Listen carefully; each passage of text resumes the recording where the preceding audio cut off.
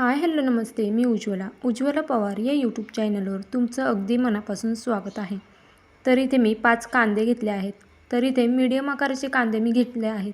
तुमच्याकडे जर मोठे कांदे असतील तर मोठे घेतले तरीसुद्धा चालणार आहे. तर आता आपल्याला हा कांदा कट करून घ्यायचा आहे. तर आज आपण ह्या कांद्यांपासून एकदम कुरकुरीत भजी कशी बनवायची ते पाहणार आहोत. आता पावसाळा चालू आहे तर नक्कीच भजी तर बनवलीच पाहिजे. तर या पद्धतीने जर तुम्ही भजी बनवली तर अगदीच कुरकुरीत होणार. तर इथे मी कांद्याचे साल काढून घेते. तोपर्यंत चॅनलवर नवीन असाल तर प्लीज एक लाईक एक सबस्क्राईब नक्कीच करा. नवीन यूट्यूबरसाठी तुमचं एक लाईक एक सबस्क्राईब खरंच खूप लाख मोलाचं असतं. तर पाहू शकता आता हे पुढचा जो भाग आहे तो आपल्याला असा काढून घ्यायचा आहे, जेणेकरून आपण कांदा कट केल्यावरती तो व्यवस्थित असा मोकळा होतो. आता आपल्याला बारीक असा पातळ कांदा आपल्याला हा कट करून घ्यायचा आहे, म्हणजे उभा कट करून घ्यायचा आहे, पण पातळ कट करून घ्यायचा आहे. व्हिडिओमध्ये दाखवते त्याच पद्धतीने हा कांदा आपल्याला कट करून घ्यायचा आहे.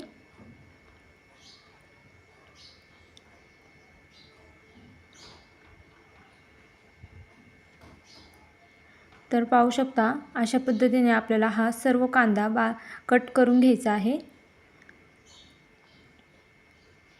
तर हे बाकीचे सुद्धा कांदे मी कट करून घेते.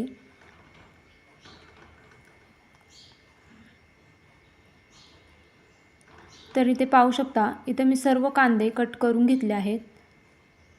तर अशा पद्धतीने पातळ आपल्याला हे कांदे कट करून घेतले.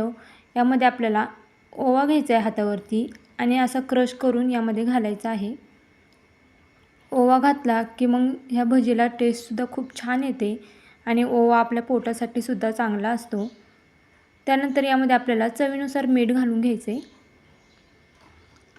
आता मीठ आणि ओवा घातल्यानंतर हे कांदा छान असा हाताने कुस्करून घ्यायचा आहे, जेणेकरून तो कांदा आहे ना मोकळा होतो आणि मिठाला आणि कांद्याला पाणी सुटतं. तर पाहू शकता अशा पद्धतीने आपल्याला हा कांदा छान असा व्यवस्थित कुस्करून घ्यायचा आहे.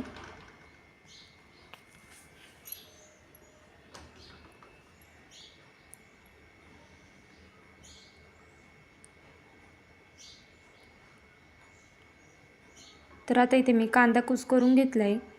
त्यानंतर यामध्ये आपल्याला काही मसाले घालायचे आहेत. तर इथे मी एक छोटा चमचा मिरची पावडर घातली आहे.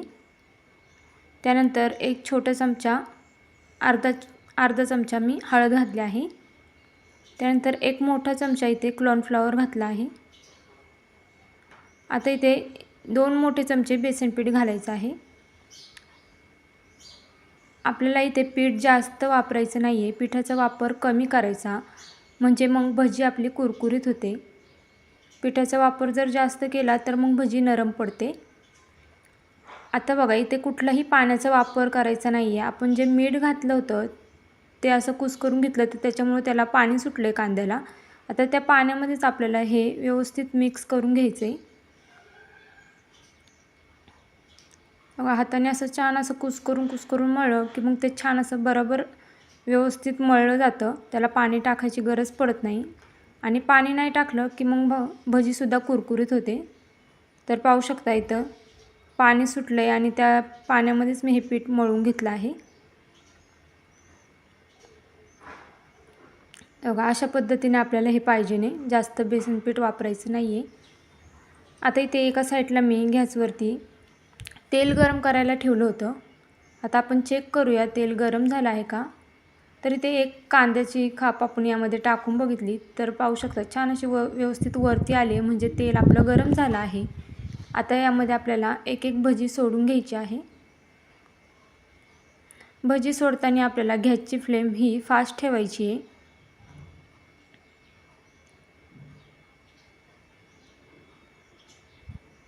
तर आता इथे सर्व भजी मी सोडून घेते यामध्ये, म्हणजे जितके आपल्या कढईमध्ये भजी बसणार तितके आपण यामध्ये सोडून घ्यायची आहे. आता इथं मी भजी सोडून घेतली आहे आणि आता आपल्याला गॅसची फ्लेम मीडियम करायची आहे. भजी सोडून झाल्यानंतर गॅसची फ्लेम मीडियम करायची आहे आणि आता ही भजी आपल्याला दोन्हीसुद्धा साईडनी व्यवस्थित तळून घ्यायची आहे.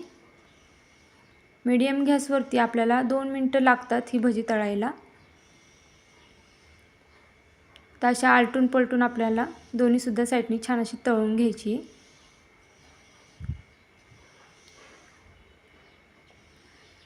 तर इथे पाहू शकता 2 मिनटं झाली आहेत आणि छान अशी गोल्डन कलर आला आहे भजीला. आता ह्याला आपण एका प्लेटमध्ये काढून घेऊया.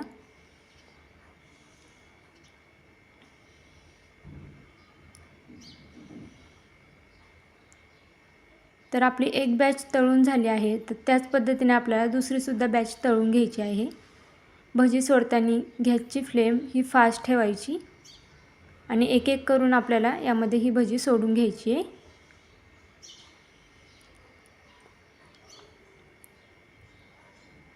तर आता इथे सर्व भजी मी तेलामध्ये सोडून घेतली आहे.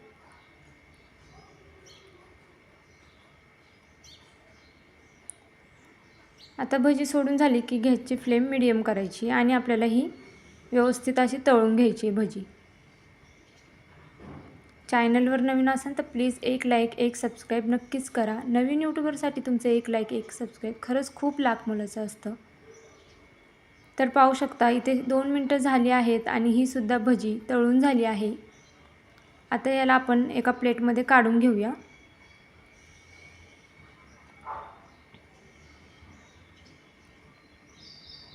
तर पाहू शकता इथे आपली छान अशी कुरकुरीत भजी तयार झाली आहे.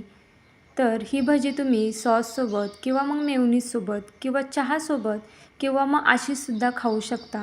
तर आता पावसाळा चालू आहे तर नक्कीच तुम्हीसुद्धा बनवून पहा या पद्धतीने भजी आणि कशी झाली हे सुद्धा मला कमेंट करून नक्कीच सांगा. तर कशी वाटली तुम्हाला माझी आजची ही रेसिपी हे मला कमेंट करून नक्कीच सांगा. चॅनलवर नवीन असाल तर प्लीज एक लाईक एक सबस्क्राईब नक्कीच करा आणि तुम्ही माझे व्हिडिओ कुठून पाहताय हे देखील कमेंट करून सांगायला विसरू नका. तर भेटूया उद्या एक अशाच नवीन रेसिपीसोबत. तोपर्यंत सर्वांनी काळजी घ्या. बाय.